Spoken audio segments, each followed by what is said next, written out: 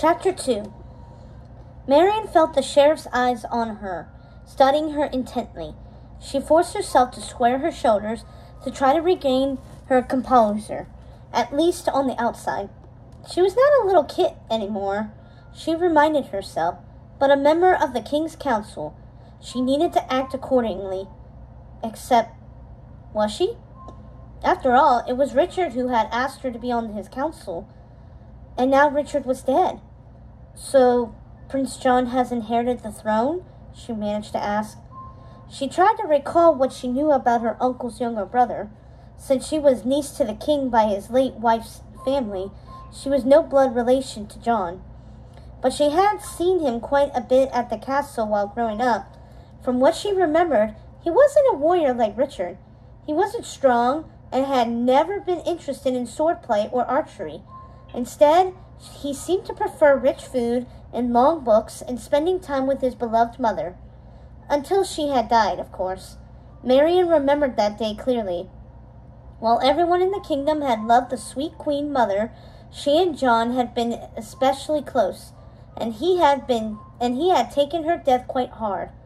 At the time, some believed he would never fully recover from the loss, and now he'd lost his only brother too. The sheriff nodded. He has, he confirmed. Of course it hasn't been easy for him. He shook his head solemnly. Thankfully, he had his court advisor to help him rule while he grieves. Court advisor? Marian asked. His name is Sir Hiss, the sheriff explained. He's a serpent of some regard, and he's been serving at Prince John's side for years now. He is a master of strategy and tough on crime. Charming fellow, really. I'm sure you'll like him. Marian wasn't sure about any of this, but then she wasn't thinking very straight at the moment.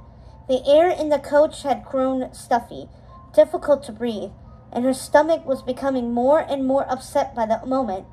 She glanced out the window, seeing that the carriage had stopped in the center of a small village. The coachman had gotten off his seat and appeared to be helping one of the horses remove a rock from his shoe. Marian heaved a sigh of relief as she realized where they were. Why, it's the village of Nottingham, she exclaimed. She turned back to the sheriff. Can I get out for a minute? I'm feeling a little ill. I just need some air.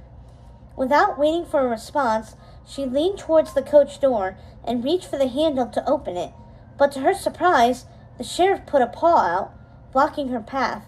His beady yellow eyes lowered to her face. Milady, he said in a patronizing tone, you have been gone from England for a very long time, and I must warn you, the villages now are quite unlike the ones you might remember from days of old. Marian stared at him puzzled.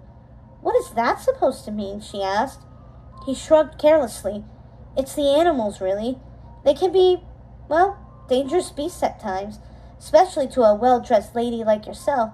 Step outside the carriage and you're sure to put yourself at risk of being robbed. Or worse. His eyes narrowed. Remember what happened to the king. Marian turned back to the window, just in time to see two young bunnies and a small turtle wearing glasses kicking around a cloth-bound ball in the road. One bunny shot the ball up in the air, clearly frightening the turtle, who proceeded to hide his head in his shell. As the ball bounced off the spot where his head had just been, the younger bunny burst out laughing, rolling on the ground and holding his white furred belly with his paws. Marian gave the sheriff a bland smile. I think I'll take my chances with the ruffians, she declared, grabbing his arm and purposefully moving it out of her way. His face told her he wasn't pleased by this, but he said nothing and allowed her to exit the carriage.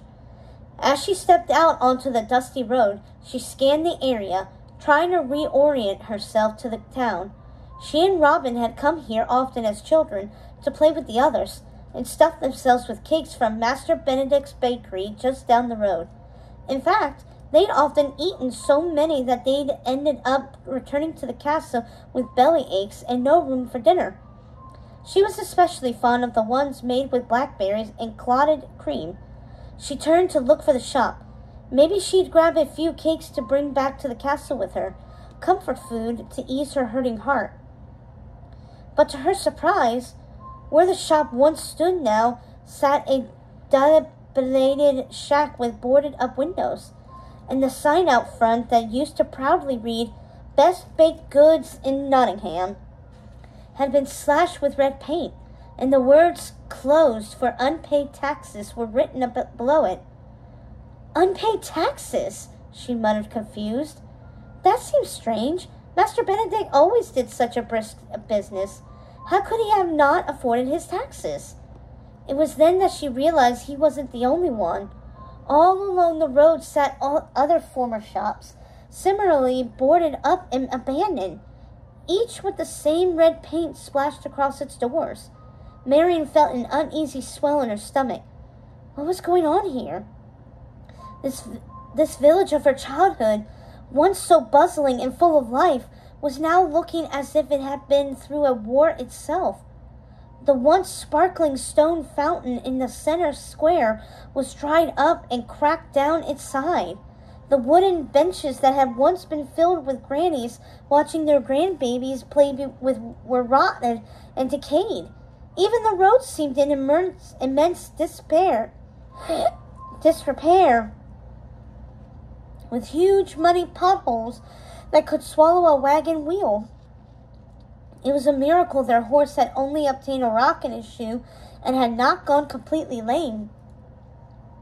"Excuse me, fancy lady." Marian whirled around, surprised to see another small bunny hop up behind her. She appeared to be very young, much younger than the ones Marian had seen earlier in the road playing with the turtle. She wore a long bluish nightdress, even though it was the middle of the day, and dragged a small straw-stuffed rabbit through the dirt behind her. But it wasn't her outfit or her age that struck Marian the most. It was her eyes, which were large and hollow and hungry-looking. As she gazed up at Marian, her small pink nose twitching, Marian felt her heart squeeze. She crouched down to the girl's level and addressed her kindly. "What is it, my sweet girl? Do you have any food in that fancy carriage of yours?" the bunny asked, "for I am so very hungry." Poor child. Marian cringed at the desperation she heard in the young bunny's voice. She opened her mouth to reply, but at that moment, an older rabbit, perhaps the girl's mother, hopped up and took the bunny by the paw, pulling her away. "Now tag along," she scolded. "What have I told you about talking to strangers?" The young bunny hung her head in shame. "I'm sorry, Mama," she whimpered. "I just thought she might have some food. She looks very fancy." She gave Marian a sulky look. "And fancy folk always have more food than we do." "Tag along," her mother cried, looking shocked. "Manners!" "Oh, she's fine," Marian insisted, rising back to her full height to address the mother rabbit. "I don't mind at all. And she's not wrong. I actually do have some extra food." She reached into her satchel, remembering the leftovers from her lunch on the ship that she hadn't eaten due to her seasick stomach. It wasn't much, but it was something at least. But before he could pull the food from her bag, she felt a paw grab her roughly by the arm, sharp claws digging into her skin. Looking up in surprise, she found the sheriff suddenly looming above her, a frown etched on his wolfish face. "Now, now," he rebuked her. "Didn't you listen to a word I said? This is exactly what I've been talking about. These creatures would rather beg for handouts than work for their bread like proper subjects who care about their kingdom. We can't have that. It's just not right." He turned to the mother and baby. "Now scram! Beat it! Leave Lady Marian alone." The baby bunny's face crumbled. Fat tears slid down her white cheeks. Marian felt her pity shift to anger. She turned to face the sheriff, her eyes blazing. "Get back in the carriage," she said, seething, "and mind your own business. I am the niece of the King of England, and I will not take orders from you." The sheriff looked startled. It was clear he hadn't had anyone stand up to him recently. For a moment, it appeared as if he wanted to argue with her. But Marian stood her ground, crossing her arms over her chest and staring him down. He sighed and rolled his eyes. "Have it your way," he muttered. "Just don't come crying to me when they try to rob you blind." He humped loudly, then crawled back into the carriage, leaving Marian alone with the two bunnies. Marian sighed. Now, where were we? She asked. Reaching into her satchel again, she found a carrot wrapped in a white cloth and pulled it out. As she unwrapped it, she felt the eyes of the baby bunny on her, her nose twitching furiously. When she had finished, she held it out. Here you go, she said. All yours. Are you sure? The mother rabbit asked. I mean, it's very kind of you, but she's sure, Mama, Tagalong broke in. She's very sure. Right, fancy lady? She looked up at Marian pleadingly. Marian smiled. You could call me Marian. And yes, I'm very sure, she agreed. Think of it as a gift from the court. It would be a dreadful offense to turn down a royal gift, would it not? Tagalong nodded eagerly. Dreadful offense, she agreed, before plucking the carrot from Marian's paw and chomping down on it with little buck teeth. Her mother laughed, then turned back to the fox. Thank you, milady, she said gratefully, bowing low. You don't know how much this means to us, and I promise you we will not trouble you for more. We have our pride, you know. I'm sure of it, Marian replied. However, I beg you not to let your pride get in the way of a full stomach. If you need anything at all, please come see me at the castle. My name is Marian, and I'm a member of the King's Council now. My door will always be open to the citizens of England. The mother rabbit reached up to her face, swiping away a tear. Thank you, my lady, she said, bowing again. It has been a long time since we've been shown any kindness. I almost forgot what it felt like. Marian gave her a sorrowful smile. This poor woman, these poor children, this poor town. What had happened here to make things go so bad? She stole a glance over at the carriage, realizing she had a feeling she knew. Speaking of the devil, the wolf took that moment to stick his head out of the window. Can we please get back to our journey? He demanded. Prince John does not like to be kept waiting. Marian sighed, giving the mother rabbit a weary look. Then she climbed back into the carriage, and soon they were traveling again, through the rest of the village and up the grand hill that led to the castle, her former and future home. But what would she find behind those gleaming stone walls? She felt a shimmer of dread rise inside her. A dead king, his younger brother on the throne, and a suspicious-sounding snake making up the rules as he went.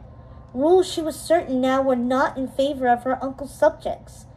But this would all change, she told herself. She was back. As a member of the King's Council, she would have a voice too, and she was more determined than ever to use it, and to find a way to make things better for all.